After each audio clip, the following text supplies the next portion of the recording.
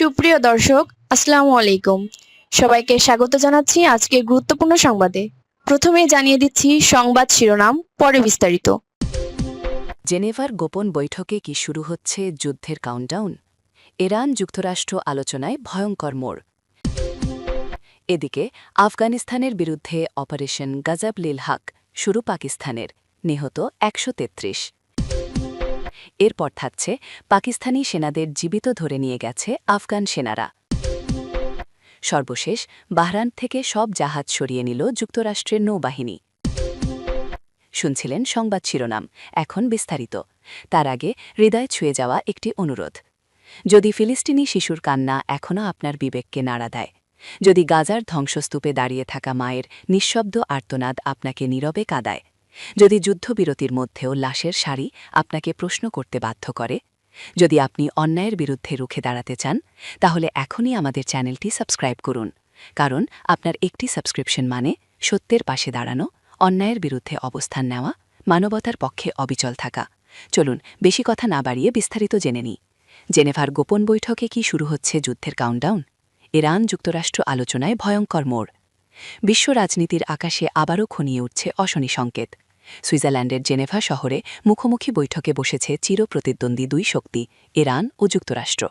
৩ ঘণ্টার টানটান উত্তেজনার আলোচনার পর হঠাৎই বৈঠকস্থল ত্যাগ করেন প্রতিনিধিরা। কিন্তু সেখানেই শেষ নয়, ঘোষণা আসে আবার বসছে আলোচনা। ইরানের পররাষ্ট্র মন্ত্রণালয় একে আখ্যা দিয়েছে খুবই গুরুত্বপূর্ণ। প্রশ্ন একটাই, এই আলোচনা কি শান্তির পথে যাবে নাকি যুদ্ধের দিকে ঠেলে দেবে বিশ্বকে? ইরানের রাষ্ট্রীয় টেলিভিশনে দেওয়া বক্তব্যে এক মুখপাত্র জানান, পারমাণবিক কর্মসূচি ও মার্কিন নিষেধাজ্ঞা প্রত্যাহার নিয়ে এমন সব বিষয় উত্থাপিত হয়েছে যা দুই দেশের ভবিষ্যৎ সম্পর্ক বদলে দিতে পারে। ৩ ঘণ্টার বৈঠকে নাকি উঠে এসেছে নতুন নতুন প্রস্তাব, যা এখন উচ্চ পর্যায়ের নেতাদের সঙ্গে পরামর্শে রয়েছে।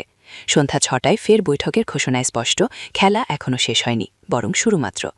কিন্তু উত্তেজনা বাড়িয়েছে আরেকটি অভিযোগ। ইরানের দাবি, যুক্তরাষ্ট্রের কর্মকর্তারা আলোচনার গুরুত্ব নিয়ে বিপরীত বক্তব্য দিচ্ছেন। একদিকে কূটনীতির কথা, অন্যদিকে সামরিক হুমকি। এই দ্বৈত অবস্থানই সন্দেহ বাড়াচ্ছে। আন্তর্জাতিক সংবাদ মাধ্যম অ্যাক্সিওস জানায়, এই আলোচনা হয়তো একটি পারমাণবিক চুক্তির শেষ সুযোগ। কারণ প্রেসিডেন্ট ডোনাল্ড ট্রাম্প যুদ্ধের পথে হাঁটার আগে কূটনীতির দরজা শেষবারের মতো খোলা রাখতে চাইছেন। সবচেয়ে গুরুত্বপূর্ণ হয়ে উঠেছে আজকের বৈঠকের রিপোর্ট। যুক্তরাষ্ট্রের প্রতিনিধি স্টিভ উইটকফ ও জার্ড ক্রুসনার ট্রাম্পকে যে বার্তা দেবেন সেটির উপর নির্ভর করছে পরবর্তী সিদ্ধান্ত। কূটনৈতিক সমাধান নাকি সামরিক পদক্ষেপ, দুটোর একটিই বেছে নিতে হবে হোয়াইট হাউসকে। এদিকে ওয়াল স্ট্রিট জার্নাল ফাঁস করেছে আরও বিস্ফোরক তথ্য। যুক্তরাষ্ট্র নাকি ইরানকে সরাসরি শর্ত দিয়েছে তাদের ৩টি পারমাণবিক স্থাপনা ধ্বংস করতে হবে। তালিকায় রয়েছে ফোর্দো, নাতাঞ্জ ও ইস্ফাহান।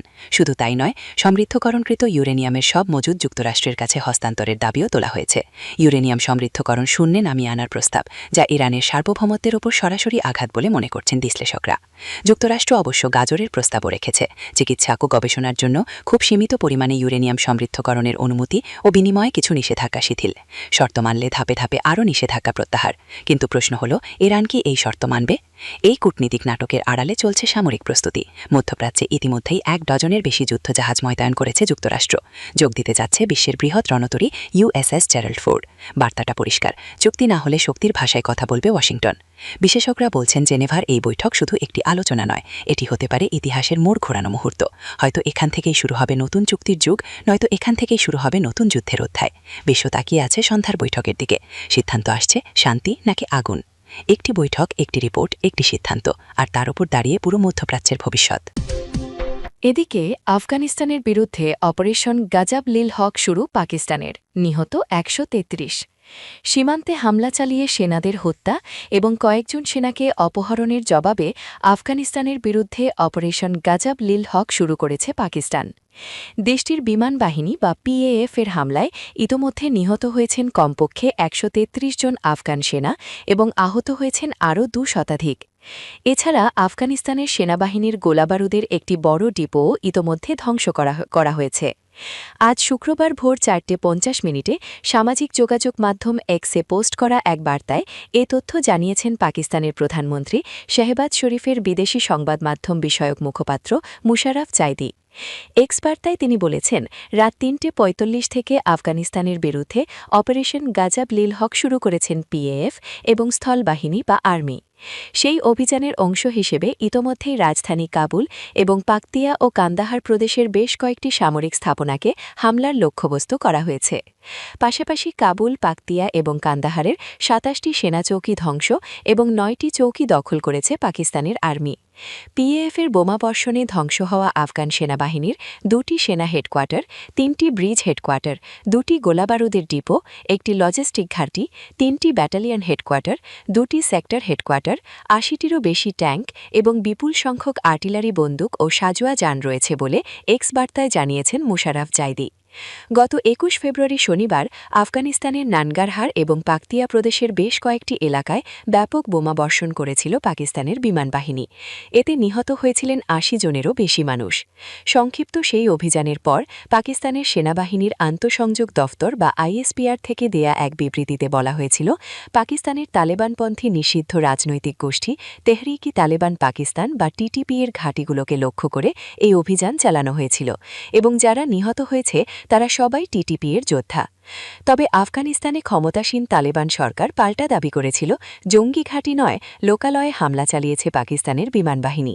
তারপরেই তারা হুঁশিয়ারি দিয়ে বলেছিল, এর বদলা আমরা নেব। এরপর থাকছে পাকিস্তানি সেনাদের জীবিত ধরে নিয়ে গেছে আফগান সেনারা। গত সপ্তাহের বিমান হামলার জবাবে পাকিস্তানের খাইবার পাখতুনখাওয়ার বিভিন্ন জায়গায় অতর্কিত হামলা চালিয়েছে আফগানিস্তান। বৃহস্পতিবার রাতে চালানো এই হামলার পর পাকিস্তানের কিছু সেনাকে জীবিত অবস্থায় ধরে নিয়ে গেছে তারা। এছাড়া অসংখ্য সেনাকে হত্যা করেছে। পাশাপাশি পাকিস্তানের অন্তত ৪০ সীমান্ত সেনা চৌকিও দখল করেছে আফগান সেনারা। দেশটির তালিবান সরকারের মুখপাত্র জাবিহুল্লাহ মুজাহিদ মাইক্রোব্লগিং সাইট এক্সে দেওয়া এক পোস্টে এ তথ্য জানিয়েছেন। তিনি বলেছেন, তীব্র সংঘর্ষ শুরু হওয়ার পর আমাদের সেনারা পাকিস্তানি সেনাদের ব্যাপক ক্ষতি করেছে। তাদের অনেক সেনা নিহত হয়েছে এবং কিছু সেনাকে জীবিত আটক করা হয়েছে। বৃহস্পতিবার রাতে হঠাৎ করেই পাকিস্তানি সেনাদের লক্ষ্য করে হামলা চালানো শুরু করে আফগানিস্তান। দেশটির পূর্বাঞ্চলীয় সামরিক কোরের মিডিয়া অফিস এক বিবৃতিতে জানিয়েছে, বৃহস্পতিবার রাত থেকে তীব্র সংঘর্ষ শুরু হয়েছে। গত রোববার নানগারহার ও পাকতিয়া প্রদেশে পাকিস্তানি বাহিনীর বিমান হামলার জবাবে এই পাল্টা হামলা শুরু হয়েছে। এ সময় সীমান্তে তীব্র সংঘর্ষ শুরু হয় বলে উল্লেখ করে তারা। অপরদিকে পাকিস্তান দাবি করেছে, তারা আফগানিস্তানের বিপুল সেনাকে হত্যা করেছে। এছাড়া অসংখ্য সীমান্ত চৌকি ধ্বংস করে দেওয়া হয়েছে। সর্বশেষ বাহরাইন থেকে সব জাহাজ সরিয়ে নিল যুক্তরাষ্ট্রের নৌবাহিনী। বাহরাইনে অবস্থিত নিজেদের ঘাঁটি থেকে সব জাহাজ সরিয়ে নিয়েছে যুক্তরাষ্ট্রের নৌবাহিনী। ইরানের সঙ্গে যদি যুদ্ধ বেঁধে যায় তাহলে বাহরাইনে থাকা যুক্তরাষ্ট্রের পঞ্চম নৌবহরে হামলা হতে পারে, এমন আশঙ্কা থেকে জাহাজ সরিয়ে নিয়েছে মার্কিন নৌসেনারা। বৃহস্পতিবার ২৬ ফেব্রুয়ারি এক প্রতিবেদনে এ তথ্য জানিয়েছে বার্তা সংস্থা এপি। এপি বলেছে, গত বছরের জুনে ইরানের পারমাণবিক অবকাঠামোতে হামলার আগেও বাহরাইন থেকে নিজেদের জাহাজ সরিয়ে নিয়েছিল যুক্তরাষ্ট্র। বার্তা সংস্থাটি আরও বলেছে, ইসরায়েলি সেনাবাহিনী মনে করে যুক্তরাষ্ট্র এখন এমন পর্যায়ে আছে যেখান থেকে তাদের ফিরে আসার সুযোগ নেই, অর্থাৎ ইরানে তারা হামলা চালাবে। আর এমন হামলার ঠিক আগ মুহূর্তে ইসরায়েলি সেনাদের অবহিত করা হতে পারে। যুদ্ধের শঙ্কার মধ্যে আজ সুইজারল্যান্ডের জেনেভায় তৃতীয়বারের মতো পরোক্ষ আলোচনায় বসেছে যুক্তরাষ্ট্র ও ইরান। এতে মধ্যস্থতা করছে ওমান। যদিও আলোচনা চলছে, কিন্তু তা সত্ত্বেও ইরানে যুক্তরাষ্ট্রের হামলার শঙ্কা রয়ে গেছে। বলা হচ্ছে, যে কোনো সময় হামলা শুরু হতে পারে। সংবাদ মাধ্যম মিডল ইস্ট মনিটর জানিয়েছে, যুক্তরাষ্ট্র মধ্যপ্রাচ্যে বিপুল সামরিক শক্তি জড়ো করেছে। ইতিমধ্যে ইসরায়েলে পৌঁছেছে তাদের ১২টি F-22 স্টিলথ যুদ্ধবিমান। অবসরপ্রাপ্ত এক সামরিক কর্মকর্তা জানিয়েছেন, যুক্তরাষ্ট্র ইরানে হামলা চালানো থেকে বিরত থাকবে, এমন সম্ভাবনা কমে আসছে। এখন দেখার বিষয় হামলা কিভাবে হয়, কোন দিক থেকে হয় এবং কতটা তীব্র হয়।